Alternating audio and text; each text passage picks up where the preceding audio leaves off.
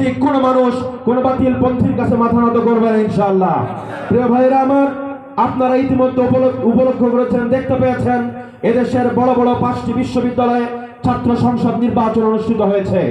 এই নির্বাচনগুলোতে ছাত্র শিবির নিজস্ব প্যানেল ঘোষণা করেছে।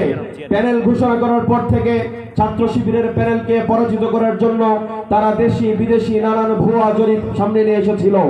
আমরা দেখেছি এই নির্বাচনগুলো যখন অনুষ্ঠিত হয়েছিল, সমস্ত ভুয়া জরিপগুলোকে বৃদ্ধাঙ্গুলি দেখিয়ে বিশ্ববিদ্যালয়ের শিক্ষার্থীগুলো নির্বাচনে ছাত্র শিবিরকে নিরঙ্কুশ বিজয় এনে দিয়েছিল।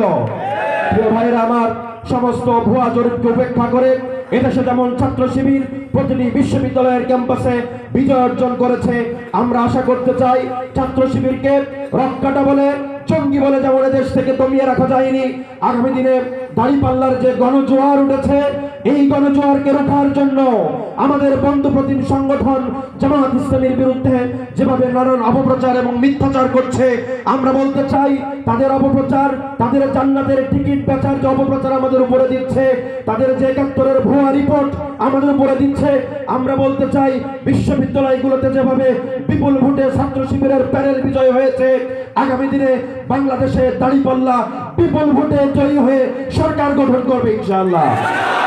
ভাইয়েরা আমার, আমরা বলতে চাই আমাদের প্রিয় মাতৃভূমি অনেক সম্ভাবনাময় একটি রাষ্ট্র।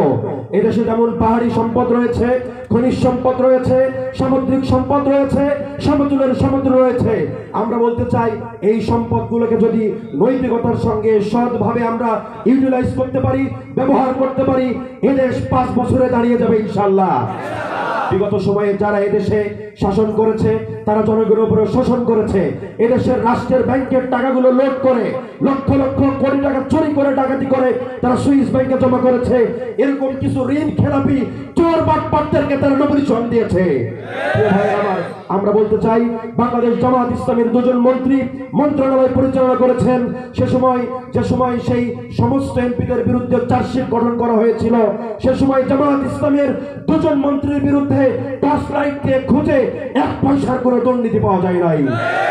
আমরা বলতে চাই আগামী দিনে রাকিব ভাই সহ 10 দলীয় জোট তথা দাঁড়িপাল্লা সহ এই জোট যদি বাংলাদেশ সরকার গঠন করে, বিনা দুর্নীতিতে ন্যায় এবং ইনসাফ ভিত্তিক একটি বাংলাদেশ গড়ে উঠবে।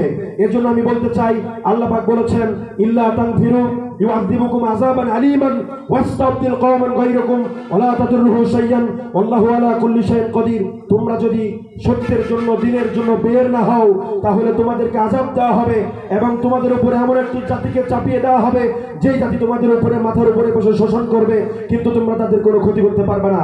আমার সর্বশেষ কথা হলো, আমাদের মাথার উপরে 5 বছর যে জুলুম চেপে বসেছিল, আমরা আমাদের কর্ম এবং প্রচেষ্টার মাধ্যমে আগামী 5 বছরে আমাদের মাথার উপরে কোনো জালিমকে বসতে দিব না।